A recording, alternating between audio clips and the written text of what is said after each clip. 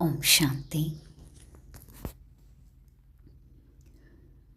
बहुत सारे लोगों के मन में यह सवाल आता है कि हम अपने आप को नेगेटिविटी से कैसे प्रोटेक्ट करें। हम तो पॉजिटिव रहते हैं, लेकिन हमारे फैमिली मेंबर्स का बिहेवियर, टॉर्चरिंग, नेगेटिविटी हम पर इम्पैक्ट करती है। पॉजिटिव सोचते सोचते कब हम नेगेटिव थॉट्स क्रिएट करते हैं पता भी नहीं चलता है।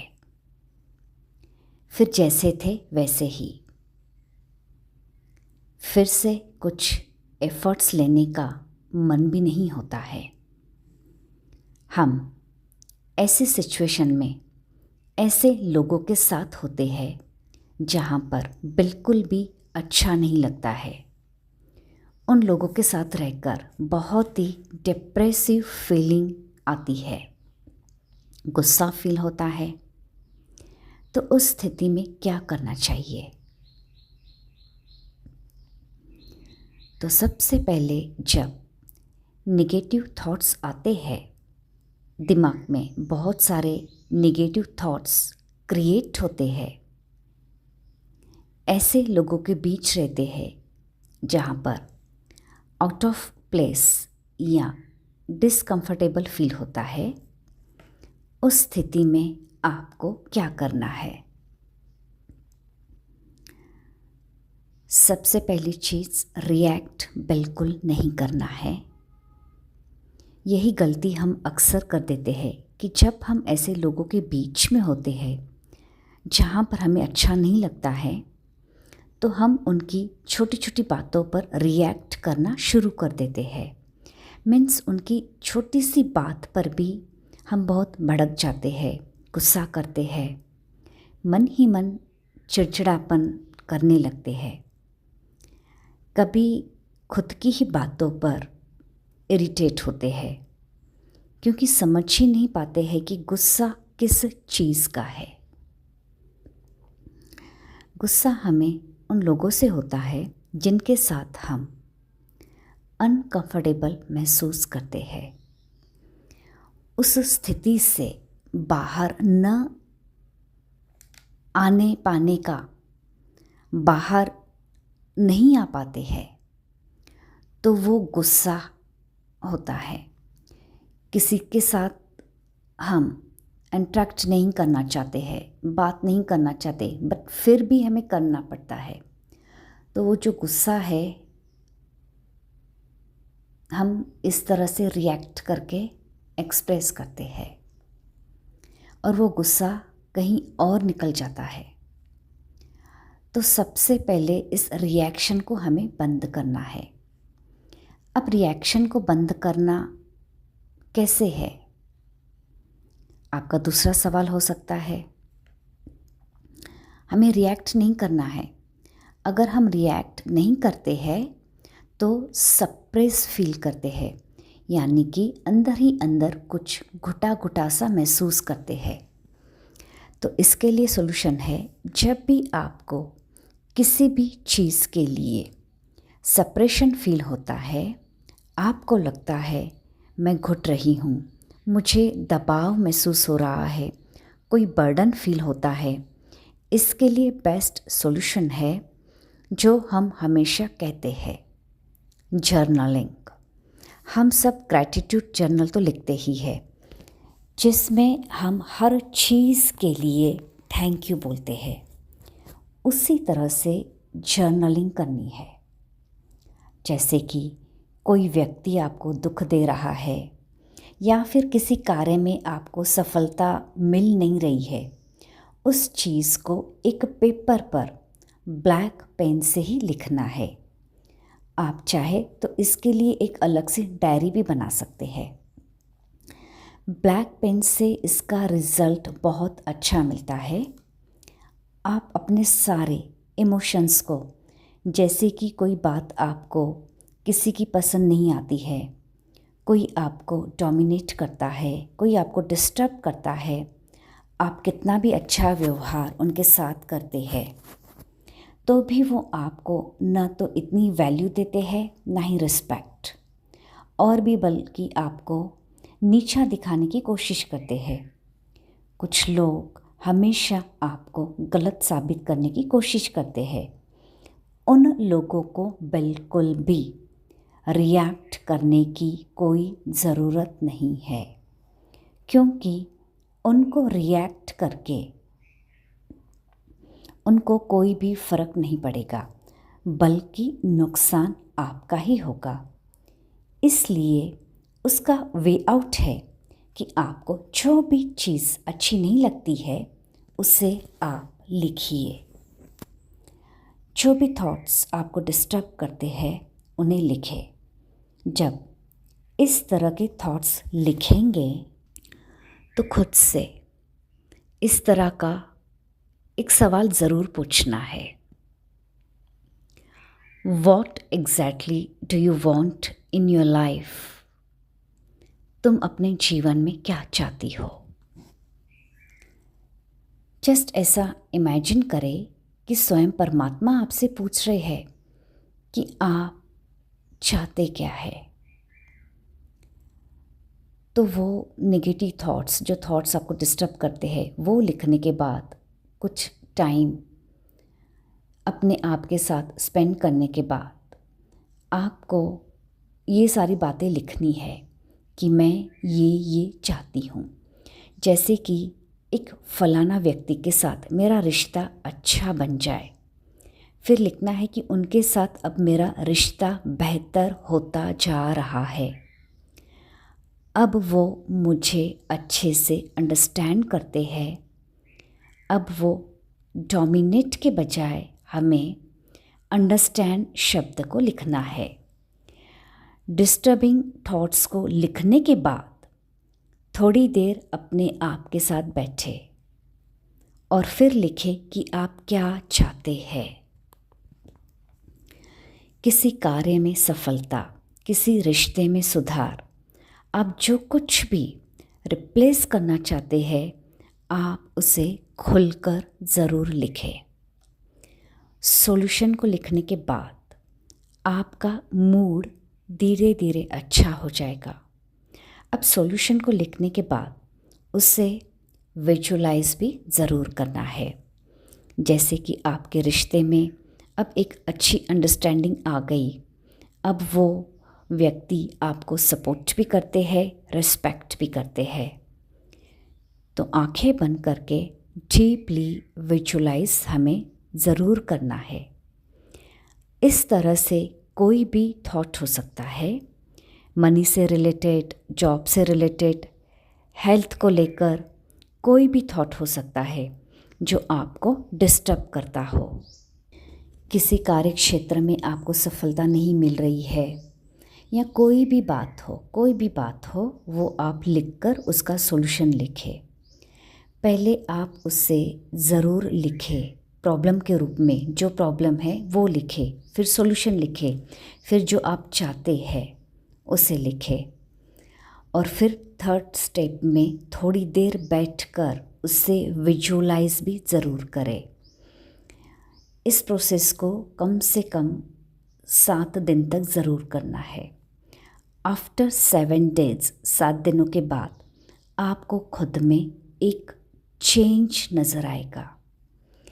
इसी प्रैक्टिस के साथ 8 डे पर आपको और एक प्रैक्टिस करनी है। That is practice of forgiveness. ये सिर्फ एक दिन की बात नहीं है कि हमने फॉरगिव कहा और वह हो गया। फॉरगिव करना भी है तो मांगना भी है। तो अगले 7 दिनों तक ये हो गए 14 डेज। पहले 7 दिन हम प्रॉब्लम सॉल्यूशन को लिखेंगे और उसके बाद नेक्स्ट 7 डेज, 7 दिन तक हम फॉरगिवनेस की प्रैक्टिस करेंगे। ये टोटल 14 दिन हो गए।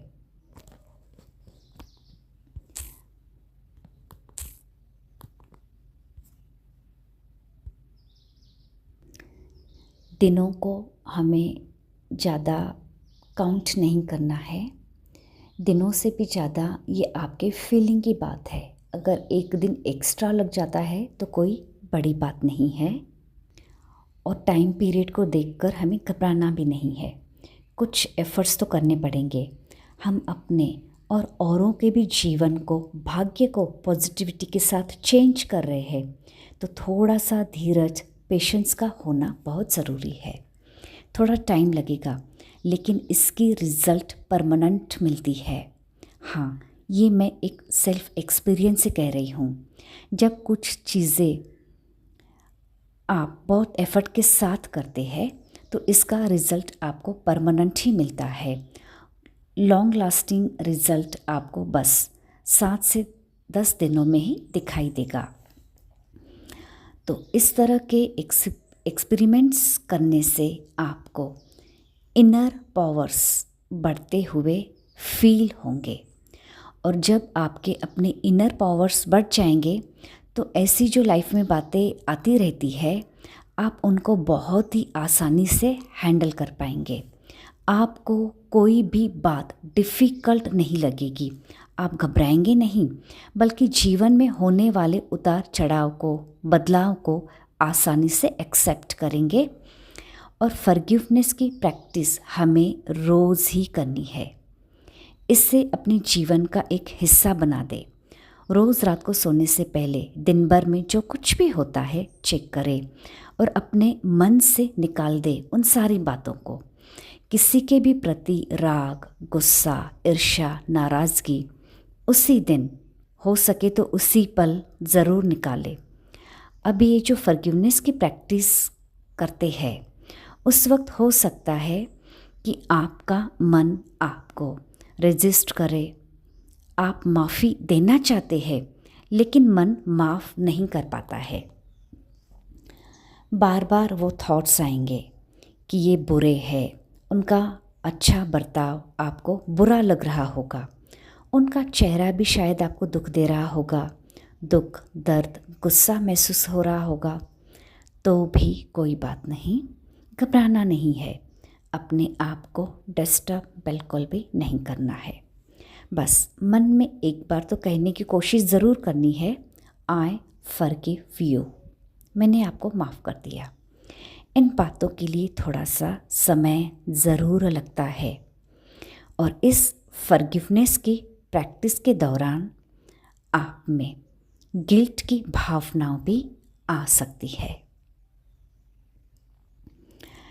क्यों मैंने ऐसा किया, क्यों मैंने ऐसा कहा, ये क्यों हो गया, मैं इस तरह की गलती कैसे कर सकती हूँ, या सामने वाला फलाना फलानी ऐसे कैसे कर सकता है, मैंने इतना रिस्पेक्ट दिया, मैंने इतना भरोसा रखा, लेकिन इस तरह से ये मुझे हर्ट कैसे कर सकते हैं, मुझे धोखा कैसे दे सकते हैं, मैं इतनी अनजान, इतनी केयरलेस कैसे बन गई।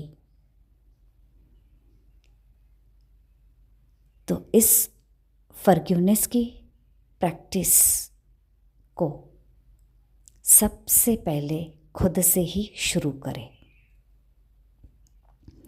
अगर खुद को ही माफ़ नहीं कर पाएंगे तो दूसरों को कैसे माफ़ कर पाएंगे। तो आप जो भी, जिस किसी के लिए भी एक्सपेरिमेंट करेंगी, वो करने से पहले खुद को माफ़ करें। अब इन्हीं प्रैक्टिस को करने के साथ साथ ये जो भी हम प्रैक्टिसेस कर रहे हैं, लाइक नेगेटिविटी को निकालना, फिर पॉजिटिव थॉट्स क्रिएट करना, फॉरगिवनेस का प्रैक्टिस करना, इन सारी प्रैक्टिसेस को करने के साथ साथ आप एक और चीज़ कर सकते हैं।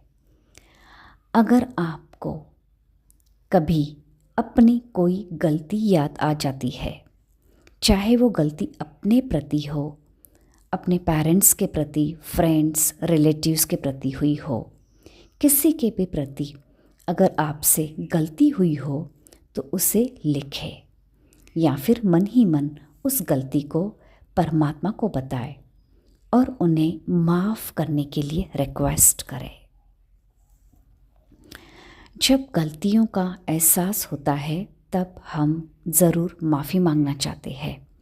और आप इस बात पर भी ध्यान दें कि हाँ, मैं चाहती हूँ परमात्मा मेरी बड़ी सी बड़ी गलती को माफ़ कर दे। अपने आप से नेगेटिव बातें नहीं करे। मैं तो माफ़ी मांगने के भी लायक नहीं हूँ। भगवान परमात्मा मुझे कभी माफ़ी नहीं करेंगे। इस तरह के नेगेटिव थॉट्स कभी क्रिएट नहीं करने हैं। गिल्ट में बिल्कुल भी नहीं आना है। अपने आप को समझाना है। जीवन में हर एक से गलतियां होती रहती है। ऐसा कोई है नहीं जिसने गलती ना की हो। इसलिए अपने आप को बिल्कुल निश्चिंत बनाए और आगे बढ़ते रहे। अपने आप को आउट ऑफ बॉक्स न समझे।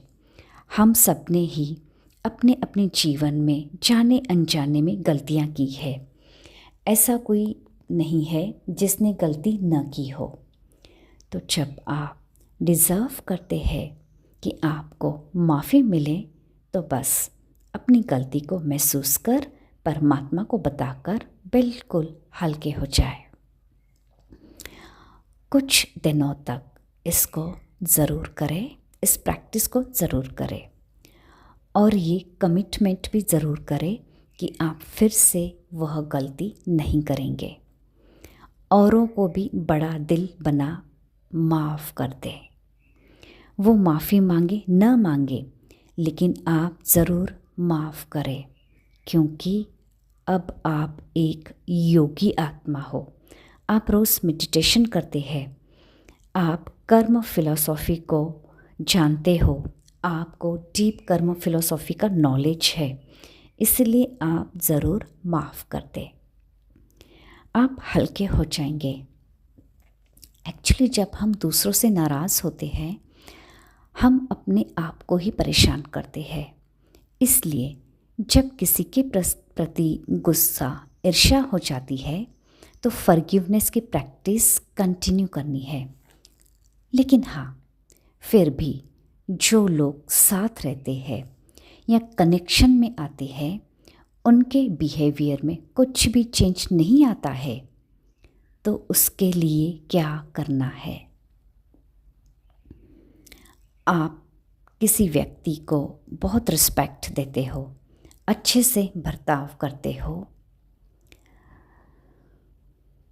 तो आपको अब एक डिस्टेंस मेंटेन करना है। जब वो आपको रिटर्न में सिर्फ टॉर्चर ही करते हैं, डिसरिस्पेक्ट ही करते हैं, उनके साथ कुछ भी गलत नहीं करना है। गलत ना एक्शन में, ना शब्दों में, ना सोच में, लेकिन डिस्टेंस बढ़ा लीजिए। जब आप डिस्टेंस मेंटेन करेंगे तो ही अपने आप को हील कर पाएंगे। इसका मतलब ये नहीं होता है कि आप रिश्ते में दूरियां ला रहे हैं। इस बात को समझना है कि ये दूरी आज इसलिए बनाई कि मुझे इस रिश्ते को ठीक करना है, हील करना है। मुझे अपने आप को और इस व्यक्ति को, इस रिश्ते को भी हील करना है। ये व्यक्ति समझ नहीं पा रहा है कि मुझे कितना दुख दे रहा है या दे रही है। ये व्यक्ति क्या कर रहा है, क्या कर रही है। इस माइंड सेट से आगे बढ़ना है। अब डिस्टेंस मेंटेन करने के बाद जब भी उस व्यक्ति का, या मान लीजिए कि कोई प्रॉब्लम है जिसको हम काफ़ी टाइम से सॉल्व नहीं कर पा रहे हैं, तो उस प्रॉब्लम के बारे में भी बार बार ख्याल आता है, तब उस व्यक्ति को, उस सिचुएशन या प्रॉब्लम को ब्लेस करें। जैसे कि हे परमात्मा, गॉड फादर, भगवान, ईश्वर, वो नहीं जानता या वो व्यक्ति नहीं जानती वो मुझे कितना हर्ट कर रहे हैं। वो अनजान है, इनोसेंट है। मुझे इनके साथ कोई भी कार्मिक अकाउंट्स नहीं बनाने हैं। आप किसी सिचुएशन के बारे में भी इस तरह बोल सकते हैं कि अब इस सिचुएशन के साथ, प्रॉब्लम्स के साथ मुझे कोई भी और कार्मिक अकाउंट नहीं बनाना है, इसलिए मैं इसे पूरी तरह से क्षमा करती हूँ। क्षमा भी करे तो ब्लेसिंग भी दे। वो जहाँ भी रहे सदा खुश रहे, स्वस्थ रहे, सफल बने। ये तूफ़ान मेरे लिए तोहफ़ा बन जाए। इस प्रॉब्लम से मैं और भी पावरफुल बन जाऊँ। इस प्रॉब्लम से, इस सिचुएशन से एक्चुअली मैं अनुभवी बन रही हूँ। इन फलाने व्यक्ति को सद्बुद्धि मिले, बस उस सिचुएशन के लिए या उन व्यक्ति के लिए पॉजिटिव थॉट्स क्रिएट करने हैं। ये डिस्टेंट पीरियड कमाल का होता है, जिसे वेस्ट नहीं करना है, इसे हीलिंग के लिए यूज़ करना है। तो एक तरफ आप नेगेटिव बातों को छोड़ रहे हैं, दूसरी तरफ आप अपने अंदर एक स्पेस बना रहे हैं, तब उस जगह पॉजिटिविटी को ही भरते जाए। अब इस प्रैक्टिस को कम से कम 11 दिन, 21 दिन करते रहना है। जैसे कि पहले 7 दिन हमने निगेटिविटी को लिखा, फिर दूसरे 7 दिन फॉरगिवनेस की प्रैक्टिस की, और वो 14 डेज होने के बाद ही और 11 डेज या हो सके तो 21 डेज इस तरह की हमें परफेक्ट प्रैक्टिस करनी है। और उन दिनों में हमें मेडिटेशन भी ज़रूर करना है। उसके लिए एक फ़िक्स टाइम बनाना है और जितना हो सके नेचर में टाइम स्पेंड करना है, ताकि कभी आप गिल्ट की भावना में आते भी है, इमोशंस में आते भी है, तो जल्दी से अपने आप को बाहर निकाल सके। नेचर हमें हील करने के लिए हेल्प करता है। अपने आप हमारी हीलिंग होने लगती है, पता भी नहीं चलता है। बहता हुआ पानी, ठंडी ठंडी हवाएं, वो पंछियों का आवाज़, वो हरे भरे पहाड़, इस तरह नेचर में जाकर इस तरह की ये प्रैक्टिस करने से बहुत जल्दी अच्छा रिजल्ट हमें दिखाई देता है।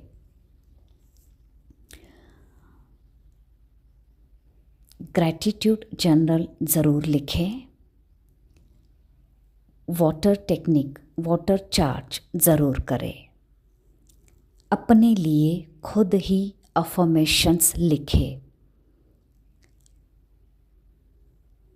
किसी रिश्ते को लेकर, पैसों को लेकर, जॉब को लेकर, जो भी आप अपने जीवन में चाहते हैं, तो कम से कम 11 अफर्मेशंस उनके लिए ज़रूर बनाने हैं और 11 दिनों तक या 21 दिनों तक उन अफर्मेशंस को विजुलाइज करें, लिखें, तभी जाके जीवन से निगेटिविटी निकल जाएगी। तो जीवन को सुंदर बनाने के लिए इतने सारे एफ़र्ट्स हमें ज़रूर लेने हैं। यही एफ़र्ट्स जीवन में पॉजिटिव चेंज लेकर आते हैं। घबराना नहीं है। इतनी सारी बातों को सुनकर बिल्कुल भी डरे नहीं। अभी आपको शायद थोड़ा सा डिफ़िकल्ट अनुभव होगा, लेकिन आप एक डायरी ले और उसमें लिखते जाए कि मुझे क्या क्या करना है। कल से ही इस प्रैक्टिस को करना स्टार्ट कर दे। किसी भी बात में हमें डिले नहीं करना है और अभी से ही एक टाइम फिक्स करें। उन बातों को अपने सामने लेकर आए। कौन कौन सी वो बातें हैं जो टॉर्चर करती है, जिसमें हम सफल नहीं हो पा रहे हैं, कौन से वो रिश्ते हैं, तो उनके बारे में लिखें। और कल से ही इस तरह जो ये पैटर्न बताया गया है इसको करें। इसका 100% आपको रिज़ल्ट परमानेंटली मिलेगा। Thank you so much. ओम शांति।